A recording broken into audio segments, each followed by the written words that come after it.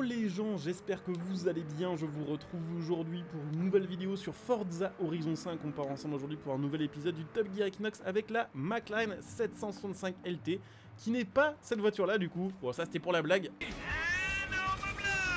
Puisqu'effectivement, je me suis gouré moi-même en sélectionnant la voiture, au lieu de prendre la 765 LT, j'ai pris la 720, mais les deux se ressemblent énormément, comme la plupart des McLaren. En fait, il y a tellement de points communs entre ces voitures, que ce soit au niveau du moteur, le V8 4 litres qui est présent sur tellement de bagnoles chez McLaren, que ce soit au niveau de la silhouette et des détails, que ça devient compliqué parfois de les différencier. En fait, c'est assez logique de confondre la 765 et la 720 parce que c'est la même voiture. La 765, c'est tout simplement une 720 améliorée, c'est le même châssis, le même moteur, c'est-à-dire le V8 4 litres, sauf que il passe à 765 chevaux sur la 765 LT, et la voiture est un petit peu plus légère qu'une 720, on a 1340 kg environ. Du coup, le 0 à 100 se fait en 2 secondes 9, et la vitesse de pointe est aux alentours des 330 km/h. A part ça, sachez que cette voiture-là est disponible actuellement en récompense de sélection de festival. Elle est à 20 points sur la sélection de la semaine, c'est une voiture gratuite. Et que, en fait, cette voiture fait que j'ai du mal à vous suivre parce que quand on a certaines voitures qui sont modernisées, voilà, d'une phase ou deux, il y en a pas mal qui disent ouais machin, Forza, ils nous remettent tout le temps la même bagnole. Mais quand c'est la 765 LT qui est tout simplement une 720 avec un petit kit carrosserie et avec une petite amélioration du moteur, tout le monde est content. Donc perso, j'ai du mal à comprendre. Perso, dans tous les cas, je considère, même si c'est simplement, on va dire, des petites différences esthétiques, que si c'est pas la même face, c'est pas tout à fait les mêmes bagnoles, et que de toute façon en 2022, les voitures se ressemblent de plus en plus, et que parfois il faut savoir se contenter d'une nouvelle voiture. En plus de ça, maintenant les marques ont tendance à réduire un petit peu leur gamme, à proposer de plus en plus de SUV, et du coup on va dire qu'au niveau des sportives, des coupés, des berlines et on va dire des petites compactes, ils n'ont pas trop tendance à sortir de nouveaux modèles, ils ont plus tendance à tout simplement moderniser ce qui existe déjà. Donc voilà, petite 765 LT qui est quand même assez jolie, j'avoue, qui a quand même, on va dire au niveau de l'esthétique, un rework de la 720.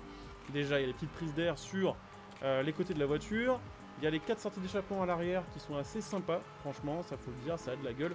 Et puis bon, le petit kit carrosserie avec les lames, le diffuseur, qui vous donne quand même l'impression d'être dans une Batmobile. C'est pas mon dur.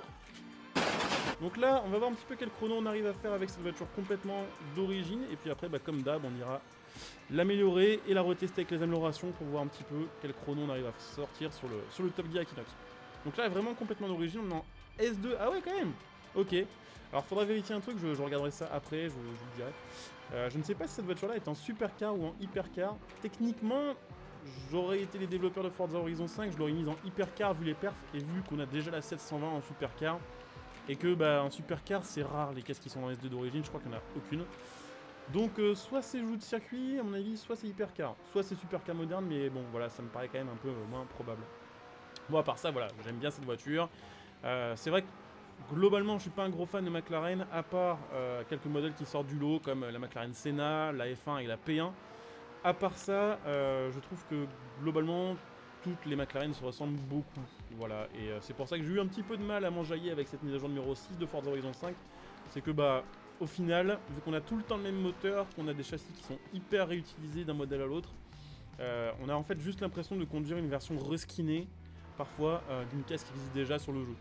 Et ça, j'ai un peu de mal avec ça. Après, voilà, je sais bien que certains mettent McLaren au panthéon des marques les plus impressionnantes, et en vrai c'est le cas, la McLaren F1 c'est juste dingue, la Senna et la P1 aussi.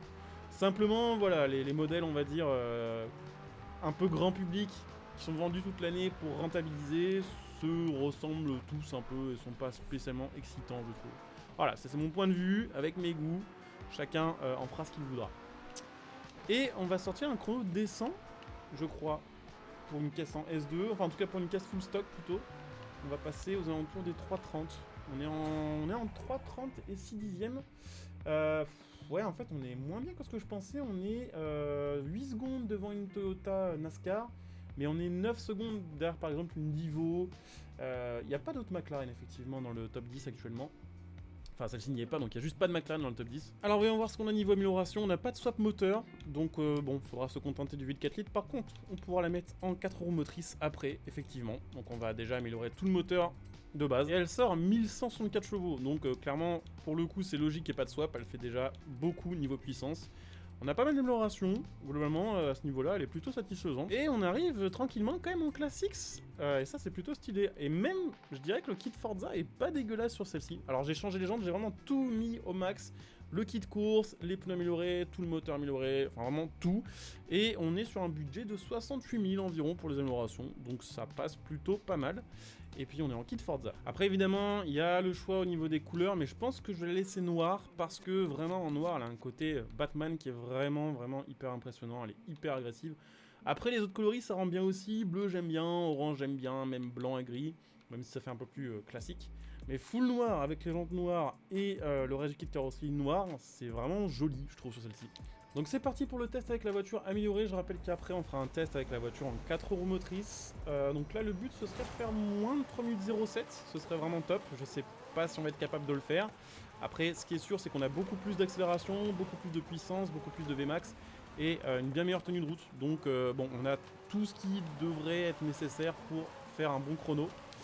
Après c'est une propu, et les propus on sait que c'est pas forcément super facile à gérer, même si celle-ci est honnêtement facile à conduire pour une caisse qui fait 1200 chevaux. Bon, c'est assez bizarre d'ailleurs, on pourrait se demander si la physique n'a pas été légèrement trafiquée pour qu'on puisse vraiment la manœuvrer facilement, enfin que tout le monde puisse la jouer aise. Parce que ouais, elle est, je trouve, presque trop facile à conduire pour une caisse comme ça. Qui se veut en plus être une caisse assez extrême. Parce que là vraiment on prend tout à fond d'accélérateur. Alors peut-être pas tout, genre là j'ai des doutes quand même sur le fait que ça passe. Alors attendez, on va le prendre un peu plus large. Voilà qui est quand même beaucoup mieux niveau trajectoire. Et puis on est toujours à 340, elle bombarde. Ouais, elle est vraiment très rapide. Après, à mon avis dans cette config là, elle va quand même manquer un peu de Vmax. On devrait se la coller jusqu'à environ 395-400 km/h. Bon, c'est beaucoup, on est d'accord, mais pour une voiture de Forza Horizon 5, c'est pas tant que ça. On a beaucoup de caisses qui font du 420, 430, voire 440, voire même 500 hein, dans les cas les plus extrêmes. Là, j'ai un peu été fébrile sur l'accélérateur, donc on va se le refaire tranquillement. Et voilà, c'est beaucoup plus propre. Et on mange pas les règles de sécurité. Donc là, petit test de Vmax, en tout cas dans cette config-là. Évidemment, vu qu'on a un gros kit aéro de base et qu'on a en plus le kit Forza, on a beaucoup d'appui, donc ça nuit forcément un petit peu à la Vmax. Mais c'est ce qui permet aussi de prendre tous ces virages vraiment à pleine balle, vraiment sans aucun doute sur le fait qu'on arrive à rester sur la route. Donc voilà, après, évidemment, selon ce que vous ferez avec cette voiture-là, on n'aura pas les mêmes configs, pas tous les mêmes réglages. Donc à vous de voir, évidemment, selon ce que vous voulez en faire. Si vous voulez juste la rouler aussi, il faut garder d'origine cette voiture-là. Hein. C'est juste pour le style et juste pour dire, bah ça y est, je suis monté dans une 765 qualité sur Forza Horizon 5. Ça se fait plutôt bien aussi. Mais excellent freinage, très bonne tenue de route à haute vitesse. Un peu dur à manœuvrer, parce que c'est une propu qui fait 1200 chevaux et encore, honnêtement, ça passe. Et puis bonne Vmax. Après, on se testera ça évidemment en 4 roues.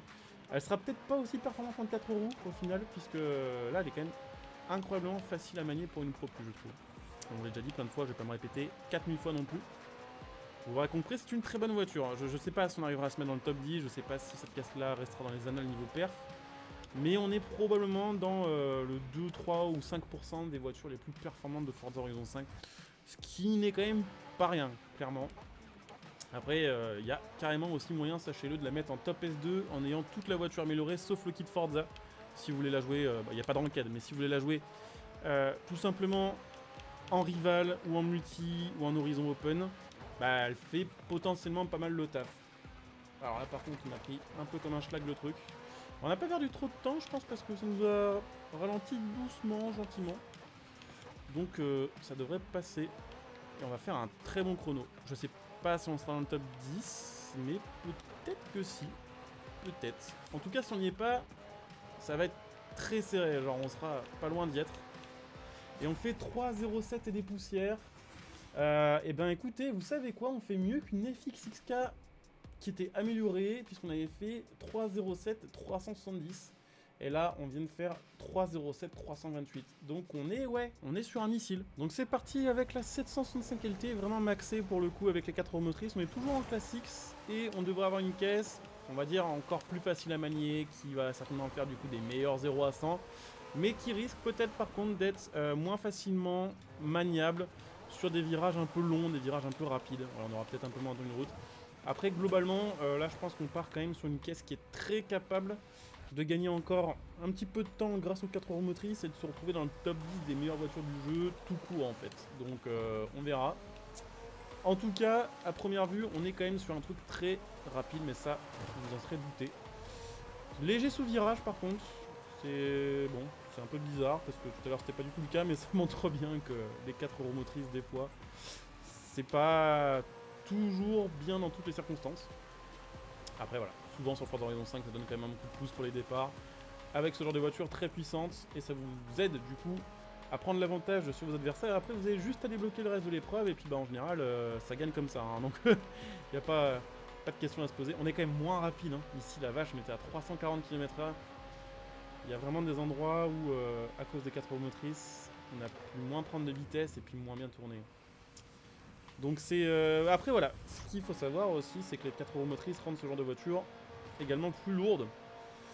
Donc, bah voilà, c'est bien pour les départs, c'est bien pour les reprises, mais c'est pas dingue pour la tenue de route. Les 4 roues motrices servent vraiment juste à ça, une meilleure accélération. Et voilà, garder le contrôle aussi, parce qu'il y a des caisses qui sont clairement pas faciles à manier, avec 1200 chevaux.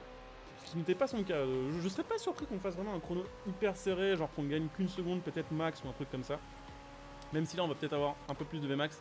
Alors l'avantage aussi quand vous mettez les 4 roues motrices, c'est que vous pouvez vous permettre de sacrifier un petit peu d'aéro, puisque bon, on aura une voiture quand même plus facilement maniable, mais bon c'est vraiment après, ça se joue à du 0,1 près quoi, enfin au niveau des curseurs, donc c'est vraiment après une question de goût et une question aussi de pilotage. Selon comment vous roulez, on aura évidemment des réglages différents.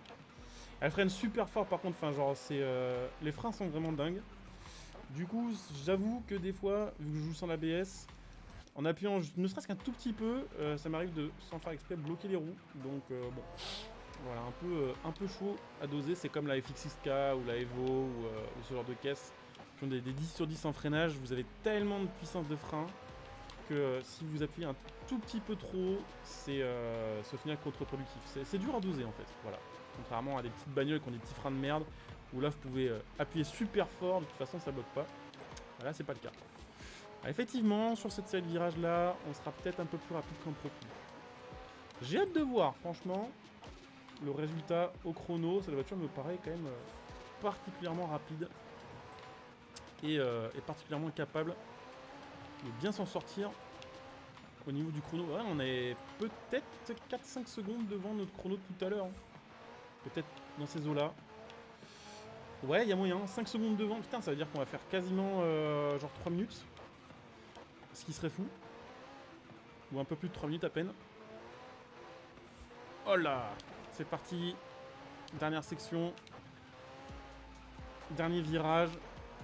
Et ouais, elle va se caler dans le top 10. Hein. On fait, enfin je crois, 3,05 166. Est-ce qu'on détrône ou pas la top 10? C'était la Guerra RS. Et ouais, en fait, on est même plutôt pas mal.